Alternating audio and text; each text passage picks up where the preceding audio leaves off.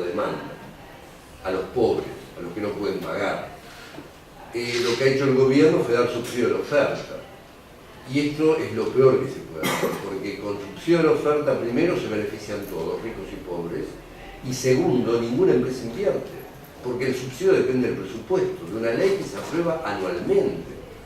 Cuando uno quiere mejorar la energía o los transportes, tiene que pensar en 20 años, no puede dar subsidio, o que el subsidio sea la base del negocio, porque es un negocio que nadie sabe cuándo termina, y es así como precisamente en los dos sectores donde más subsidios tenemos, en transporte y energía, es donde peor tenemos la realidad. En provincias, bueno, yo a pesar de hacer muchas cosas en Nación, sigo manteniendo mi corazón en la provincia y, bueno, tanto tiempo. Y acá, si en la década de los 90 las provincias recibían el 40% de los fondos, hoy día reciben el 26-27% de los fondos. Y hay discrecionalidad y las provincias han estado obligadas entonces a aumentar impuestos. Y la ley de coparticipación, que ustedes recordarán, fue uno de los temas planteados en la reforma de la Constitución en el 94, y se había puesto como anexo que en el año 96 se debía plantear una reforma, una nueva ley de coparticipación. Bueno, han pasado 16, 17 años y no ha ocurrido nada de eso. Y obviamente la deuda pública fue creciendo, se habló en una época de desendeudamiento, pero ya en los últimos 2 años la deuda viene creciendo con obviamente un fuerte cambio de acreedor. Todavía obviamente la deuda no es un problema en términos de volumen a PIB. La otra cuestión es el superávit en la cuenta corriente. Nuestro país tuvo un alto porcentaje de superávit, pero hace 2 años ese superávit se ha ido reduciendo, hoy día estamos casi en equilibrio y con una fuerte pérdida de reservas. Seguimos teniendo un superávit comercial, gracias básicamente en ese caso sí a la soja y a los precios internacionales, pero hay salida de capitales. Y las salidas de capitales son mayores al superávit comercial y de cuenta corriente, con lo cual tenemos pérdida de reservas. Hay problemas precisamente por la pérdida de competitividad, hay problemas con las exportaciones industriales y con las exportaciones de las economías regionales. Cualquiera que vaya al interior a ver cómo funciona la silvicultura, la viticultura, hay problemas. Y por lo de las importaciones, lo que uno ha observado y está observando es algo que se empieza a hacer presente y permanente, que es la importación de energía, cuando hasta hace 6, 7 años teníamos autoabastecimiento. Ahora para este año se calculan 13, 14 mil millones de dólares de importación energética, y hemos tenido también caída en los bienes de capital debido precisamente a la caída de la inversión privada. Y uno de los temas más complejos es que desde el año 2007 a la fecha ha habido una fuga o una salida de capitales por valor de 80 mil millones de dólares. Perdón, ¿qué tiempo? Desde el año 2007. 80 mil millones de dólares. Y esto es mucha plata para una economía como la Argentina. Básicamente, si uno lo mide en términos de PIB y por elasticidad a empleo, se pierden 1 millón de puestos de trabajo. 80 mil millones, más o menos eso, 1 millón de puestos de trabajo. Pero estamos teniendo problemas en el sector externo, y serios problemas. El hecho de que Argentina sea el país de América Latina que menos reservas tiene en términos de PIB es una muestra de la situación. La otra cuestión es la inflación. 25%, más allá de lo que diga el INDEC o las declaraciones Y la inflación ya sabemos lo que, en términos económicos, lo que genera. Produce caída del salario real, obviamente eso afecta al consumo, retrasa el tipo de cambio toda vez que la devaluación no acompaña el aumento de precios y alienta el cortoplacismo, la puja distributiva, la especulación, desalienta el ahorro, genera incertidumbres, inestabilidades. Eso ya lo sabemos, es libre de texto y es lo que estamos sufriendo. Analizar las causas de la inflación argentina ya es un poco más complejo, porque es multicausal y se va retroalimentando. La verdad que yo tampoco me he preocupado demasiado y por lo que yo he leído, nadie lo hizo porque creo que es imposible hacerlo, cuál es el origen, pero cuando empieza, empieza por un fuerte incentivo a la demanda y que la capacidad de producción no acompaña. Ahora, si el fuerte aumento del consumo, de la demanda de consumo, se debe al déficit fiscal, a la emisión monetaria, al aumento de costos, a la presión de los trabajadores, de los sindicatos, a la utilización plena de la capacidad instalada, etc., bueno, eso se puede analizar, pero una vez que se lanza, se va retroalimentando y estamos en el nivel que estamos. Y acá también una cuestión conceptual muy fuerte. El gobierno sigue diciendo que no es un problema. Ahora un poco que se calla la boca, pero durante mucho tiempo dijo que no es un problema. Y yo creo que es parte del desarrollo. Y esto no es cierto. Esto uno lo puede entender en los 70 o en los 60, porque efectivamente en aquellos años, y sobre todo en América Latina, que estábamos en un proceso de desarrollo, teníamos todos los países latinoamericanos teníamos una alta inflación.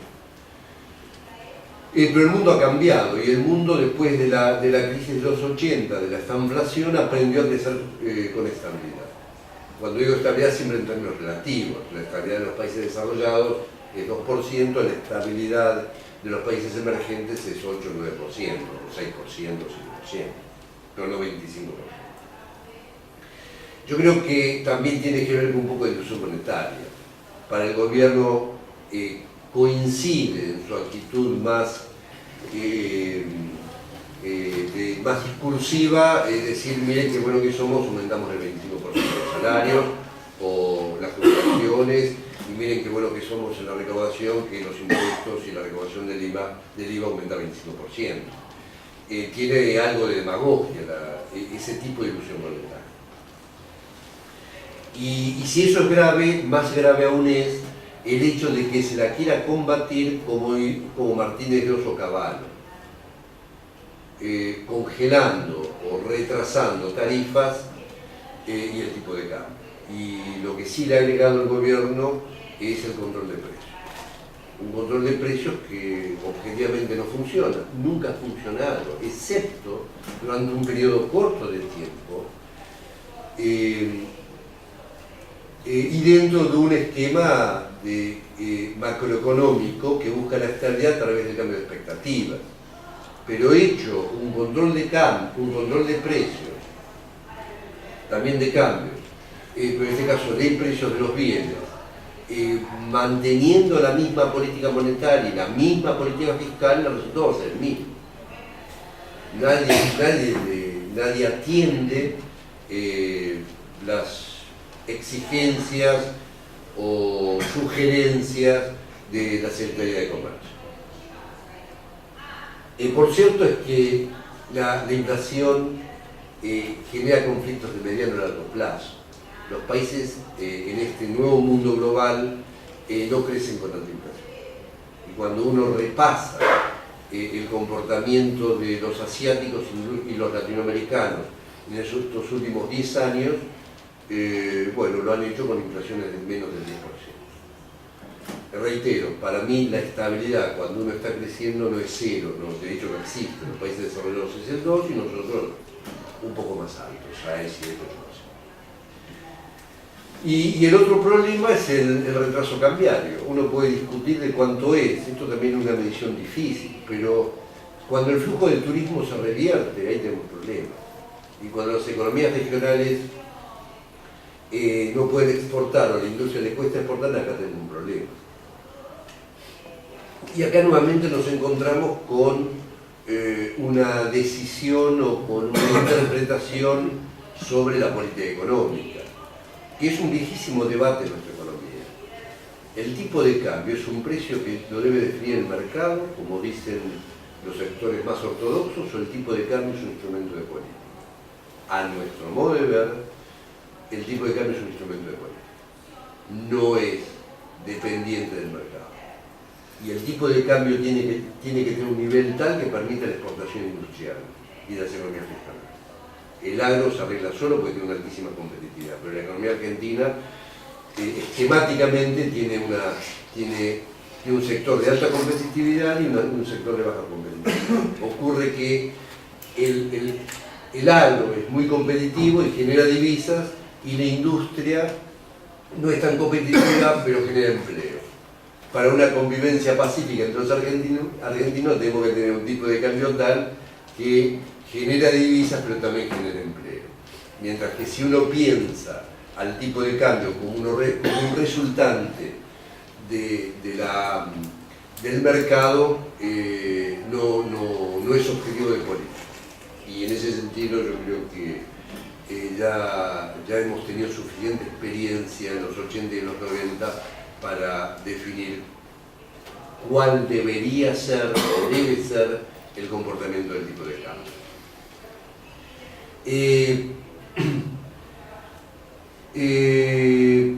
La otra cuestión, desde el punto de vista comercial y más allá de la cuestión cambiaria, es el comportamiento proteccionista, entre comillas, de los países, que nos ha generado un sinnúmero de conflictos, no solamente en el Mercosur, sino en el resto del mundo, y por supuesto, ingente cantidad de paneles y juicios que tenemos en OMC. Así como el control de precios no sirve para atacar la inflación, tampoco el control de cambios sirve para contener la huida al dólar.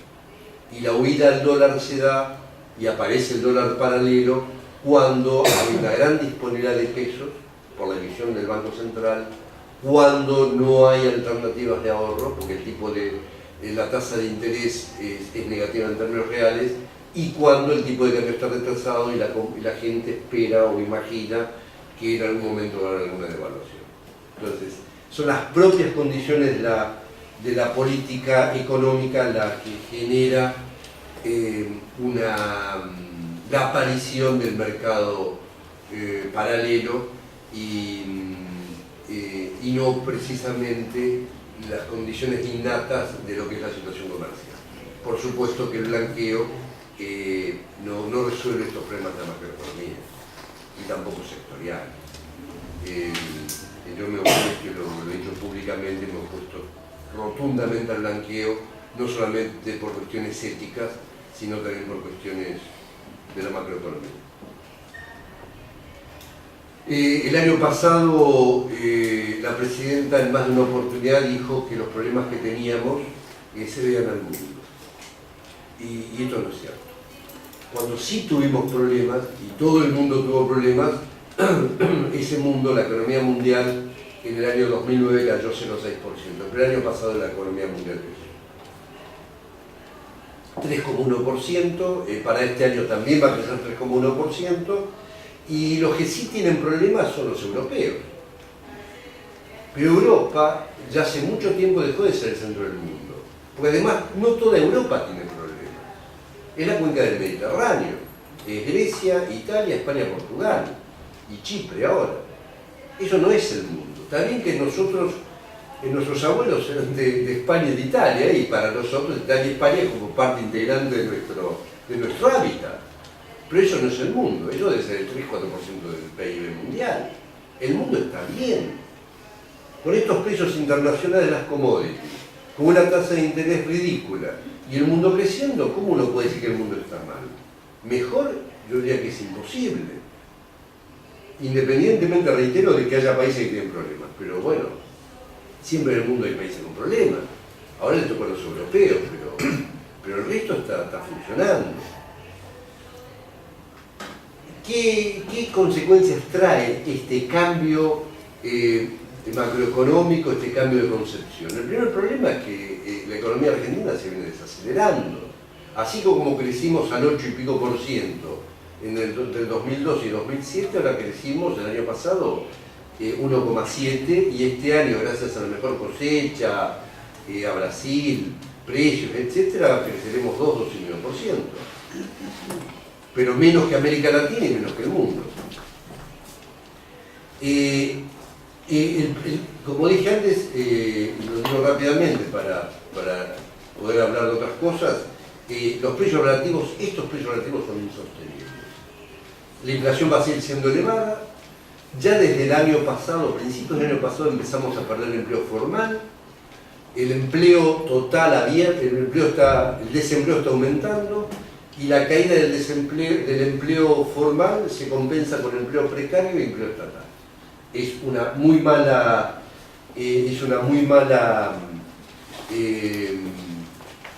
señal en términos de sociedad que queremos tener.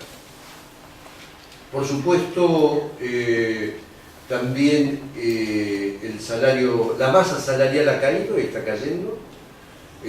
Masa salarial con diferencia de salario puede mantenerse en algunos gremios, otros algo van a caer, pero la masa, a la medida que aumenta el desempleo, está cayendo.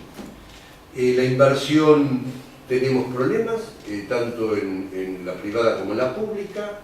También dije de las exportaciones industriales, las reservas están cayendo y van a seguir cayendo.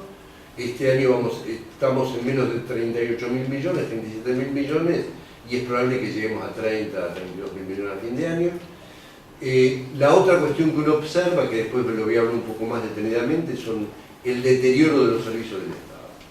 El Estado ha crecido, y mucho. Tenemos la presión tributaria más alta de nuestra historia, el gasto público más alto de nuestra historia, pero tenemos 1 millón de empleados más. Hemos perdido la jerarquización en los ministerios, en la administración pública. 1 millón sobre 2.400.000, o sea, aumentamos 40% el empleo público y los subsidios. Que yo entiendo y comparto los subsidios sociales, que son 2 puntos del PIB, pero no los subsidios a la economía, que son más de 4 puntos del PIB. Y en ese contexto, bueno, la pobreza está aumentando, estamos en el 25% y la distribución va a empeorar. Fíjense ustedes en este cuadro. Entre el 2003 y 2007 crecimos 8,7%, que es una tasa excelente. Entre el 2008 y 2011 la oficial es 5,5, pero la real es 4,2. Y entre el 2012 y 2013 la oficial es 2,5 y la real es 1,9. Observen la desaceleración que va par y paso con el cambio de modelo económico.